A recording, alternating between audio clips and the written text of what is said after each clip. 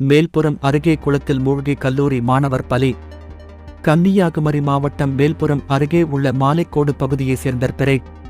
இவரது மூத்த மகன் பிரினித், வயது 19. இவர் மார்த்தாண்டத்தில் உள்ள தனியார் கல்லூரியில் இரண்டாம் ஆண்டு படித்து வந்தார். நேற்று மாலையில் பிரினித் தனது நண்பர்களுடன் வீட்டின் அருகில் உள்ள காவுக்குளத்தில் குளிப்பதற்காக சென்றுள்ளனர். அவர்கள் குளித்துவிட்டு கரை ஏறும்போது எதிர்பாராத விதமாக பிரினித் குளத்தில் தவறி விழுந்துள்ளார். இதில் அவரது கால் சேற்றில் சிக்கியுள்ளது. உடனே அவரது நண்பர்கள் பிரினித்தை காப்பாற்ற முயன்றனர். ஆனால் அவர்களால் முடியவில்லை. பின்னர் அவர்கள் அக்கம்பக்கத்தினரை அழைத்து பிரினித்தை மீட்டு உடனடியாக காரைக்கோணம் மருத்துவக் கல்லூரி மருத்துவமனைக்கு கொண்டு சென்றுள்ளனர்.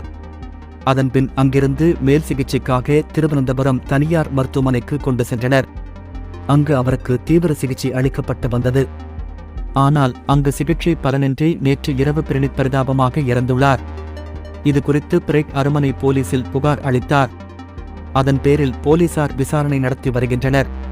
இச்சம்பவம் அப்பகுதியில் பெரும் சோகத்தை ஏற்படுத்தியுள்ளது.